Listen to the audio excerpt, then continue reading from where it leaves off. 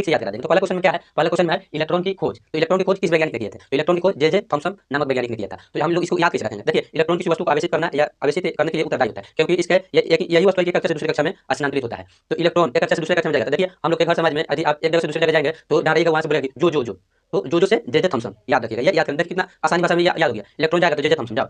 उसके बाद 2 नंबर देखिए, 2 नंबर है कि प्रोटॉन की खोज। तो प्रोटॉन की खोज किसने किया था, तो प्रोटॉन की खोज गैल-स्टीन नामक वैज्ञानिक ने किया था। इसको हम लोग कैसे याद रखेंगे, देखिए यहाँ ये कक्षा में इलेक्ट्रॉन घूमता है, ठीक, यहाँ होता है प्रोटॉन और न्यूट्रॉन होता है। प्रोटॉन और न्यूट्रॉन होता है ना, तो देखिए हम लोग किसके बारे में बात करेंगे, प्रोटॉन के बारे में बात करेंगे। तो प्रोटॉन की खोज देखिए, आप अपने घर में सोने के कैसे में रखेंगे, गोल्ड को कैसे में रखेंगे, तो आप पेटी में रखेंगे, यानी कि बक्सा में रखेंगे। तो देखिए मान लीजिए कि ये बक्सा है, ये जो प्रोटॉन है ये सोना है। तो प्रोटॉन की खोज गैल-स्टीन, प्रोटॉन की खोज गैल-स्टीन, ठीक, याद हुआ ना, आगे देखते हैं। उसके बाद देखिए न्यूट्रॉन का खोज। तो न्यूट्रॉन का खोज, न्यूट्रॉन तो सबसे हल्का पदार्थ है, ठीक, न्यूट्रॉन सबसे भारी पदार्थ है, सॉरी न्यूट्रॉन सबसे भारी पदार्थ है, ठीक। तो जेम्स चैडविक इसका खोज कौन किया था, तो जेम्स चैडविक। इसको हम लोग कैसे याद रखेंगे, देखिए ये तो कक्षा में घूम रहा है, ये है जो सोना के है, ये सबसे फालतू ये हो गया। तो जेम्स जेम्स जेम्स का मतलब जानते हैं, जेम्स मतलब अचार होता है।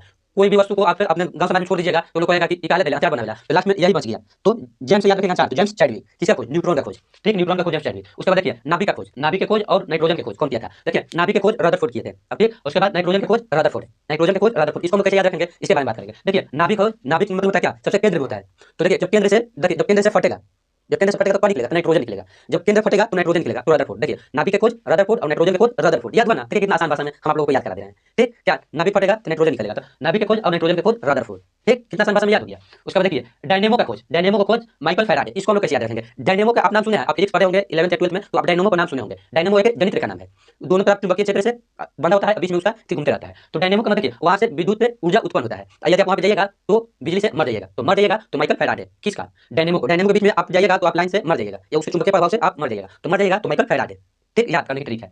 उसके बाद है परमाणु सिद्धांत, क्या है परमाणु सिद्धांत। तो परमाणु सिद्धांत कौन दिया था, तो जॉन डाल्टन ने दिया था।